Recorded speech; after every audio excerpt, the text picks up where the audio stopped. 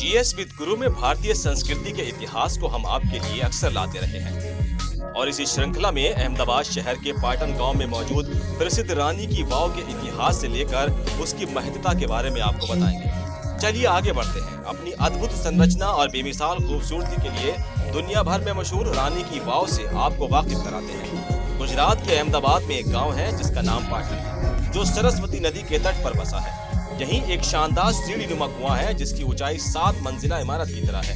इसी तरह की एक इकलौती बावड़ी है जो राव की वाव के नाम से जानी जाती है। ये बावड़ी चारों ओर से बेहद खूबसूरत कलाकृतियों और मूर्तियों से घिरी हुई है। इस ऐतिहासिक बावड़ी का निर्माण 11वीं सदी में सोलंकी वंश के राजा भीमदेव की याद में उनकी पत्नी रानी उदयमती ने करवाया था। ये अपने आप में अनूठी संरचना है।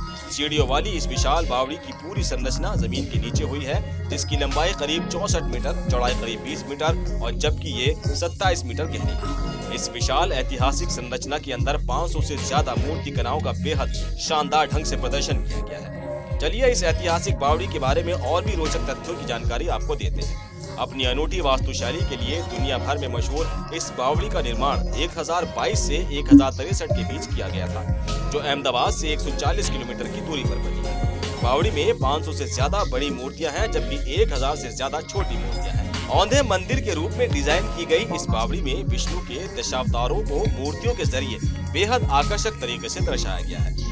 इसके अलावा इस विशाल बावड़ी में मां लक्ष्मी, मां पार्वती, भगवान गणेश, ब्रह्मा, कुबेर, भैरव और सूर्य समेत तमाम देवी देवताओं की कलाकृति भी देखने को मिलती है। इसके अलावा भारतीय महिला के 16 श्रृंगारों को परंपरागत तरीके से बेहद शानदार ढंग से दर्शाया गया है। यही नहीं, इस बावड़ी के अंदर कुछ नाग कन्याओं की भी अद्भुत प्रतिमाएं देखने को मिलती है।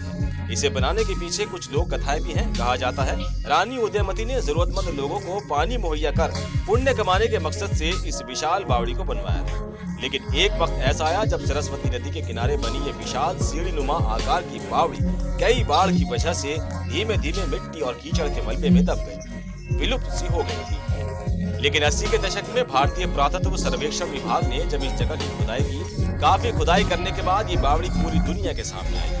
और अच्छी बात ये रही कि सालों तक मलबे में दबने के बाद भी रानी की वाव की मूर्तियां काफी अच्छी स्थिति में पाई गई। इसकी दीवारों पर बनी मूर्तियां और कलाकृतियां यहां आने वाले सैलानियों के मन को मोह रही हैं।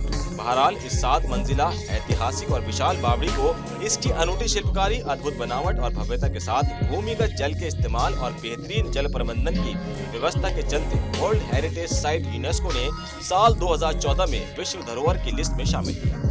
हमने भारत की ऐतिहासिक धरोहर में से एक रानी की वाव के बारे में काफी रिसर्च करके आपके सामने पेश किया। आपको ये कैसा लगा कमेंट करके जरूर बताइए और हमारी हौसला अफजाई के लिए अगर सब्सक्राइब नहीं किया है तो सब्सक्राइब जरूर कीजिए, लाइक कीजिए और शेयर भी कीजिए। धन्यवाद।